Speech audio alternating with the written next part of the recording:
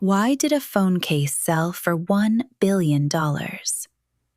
Why did a tiny phone case help build a billion-dollar beauty brand? Not a phone case. A piece of silicone that cost $38 and did exactly one thing: hold a single tube of lip treatment. It sold out almost instantly. The wait list grew to over 440,000 people. Grown adults were reselling it online for double the price. And 16 months after it launched, the company behind it sold for $1 billion. A phone case doesn't do that. A phone case can't do that, unless it was never really a phone case at all. Because the answer to what this thing actually is has almost nothing to do with lip balm, and everything to do with a pattern in human behavior so old that economists named it in 1899, and a problem in fashion that's been unsolved for 200 years. A little beauty brand created one strange product. In June 2022, the model Hailey Bieber launched a skincare line called Rhode. And by beauty industry standards, it barely existed. No stores, no Sephora, no shelf anywhere on Earth, just a website and about 10 products. One of them was a lip treatment, a small gray tube. It became the brand's bestseller, and that should have been the end of the story. A celebrity brand with a popular lip balm. There are 100 of those. Then, in early 2024, came the selfie. Bieber posted a photo holding a phone case, gray, rubbery, ordinary, except for one detail. Molded into the back was a slot, shaped to hold exactly one tube of that lip treatment. The internet did not treat this like a phone accessory. It treated it like a revelation. When the case officially dropped on February 27th, it sold out. The restock sold out. The restock of the restock sold out. By 2025, Rhode had gone from $0 to $212 million in yearly sales, with 10 products sold from one website. And in May 2025, e.l.f. Beauty bought the whole company for up to $1 billion, the biggest acquisition in its history, for a brand younger than most refrigerators. But here's the strange part. The lip case wasn't even a new product. It contained no formula, no technology, no innovation you could hold. It was a holder for a product that already existed. So why did it work? Because it accidentally solved a problem the beauty industry has had for 100 years. Lip products had one problem: nobody could see them. Think about what you can tell about a stranger in 10 seconds. Their sneakers? Visible. Their watch? Visible. Their handbag?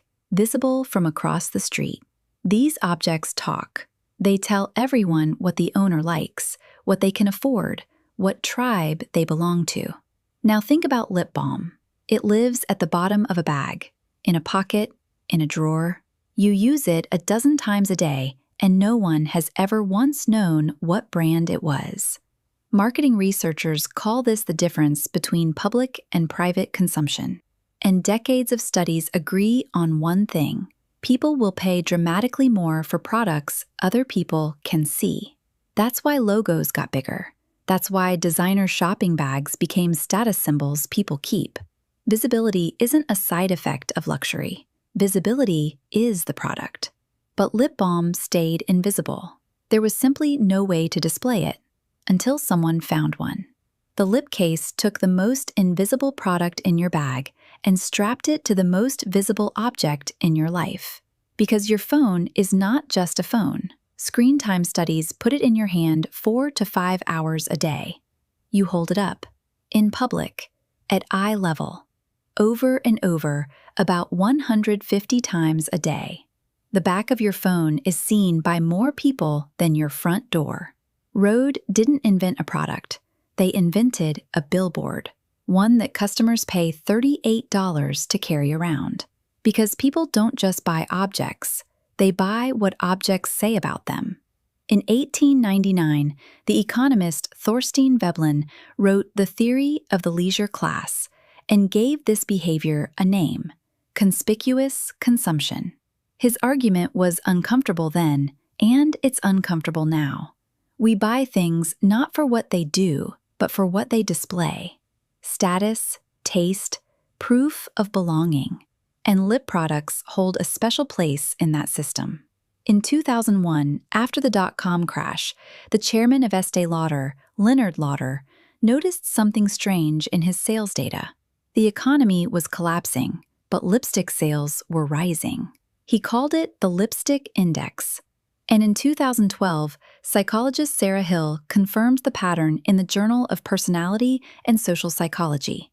When people are shown economic bad news, their desire for most products drops, but their desire for small beauty products goes up. When the world feels unstable, we don't stop buying. We shrink the purchase. A $3,000 handbag becomes impossible, so a $38 case becomes irresistible. The smallest possible ticket into a celebrity's world.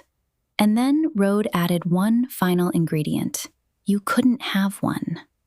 In 1975, psychologist Stephen Wurtzel ran an experiment with cookies. People rated a cookie from a jar of 10 or the same cookie from a jar of 2. Same cookie, but the one from the nearly empty jar was rated significantly more desirable. That's the entire drop model in one jar. One product, one date, gone in minutes. A 440,000 person waitlist. Every sold-out screen working as free advertising. Scarcity doesn't limit demand, it manufactures it. But here's the part nobody talks about. This idea is actually hundreds of years old.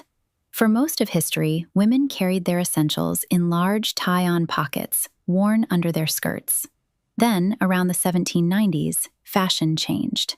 Dresses became slim and fitted, and pockets essentially disappeared from women's clothing. They never fully came back. So women improvised. First came the reticule, a tiny handbag barely big enough for anything. Then the Victorians invented something better, the chatelaine. A metal clip worn at the waist, hung with the things a woman actually needed through the day. Keys, scissors, a thimble, a watch, a little scent bottle. Look at a chatelaine in a museum, and you're looking at a strange, beautiful piece of engineering. Your essentials attached to the one thing you always had with you.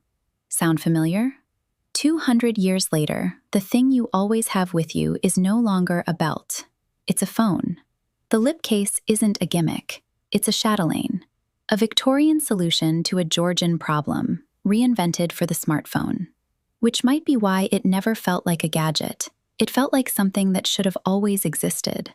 So why did a tiny phone case help build a billion-dollar brand?